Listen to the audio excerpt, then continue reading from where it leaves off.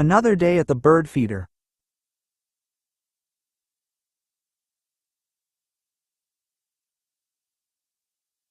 At dusk, Jasper, a male cardinal, visits the feeder, fluffing his feathers to keep the chill at bay.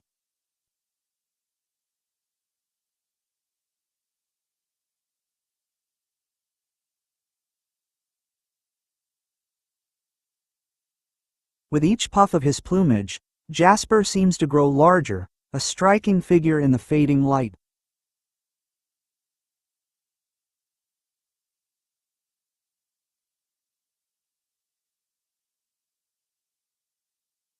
As Jasper departs, the shadows deepen, making way for Ruby, Jasper's wife. Ruby feeds in near darkness, her subtle hues blending with the night.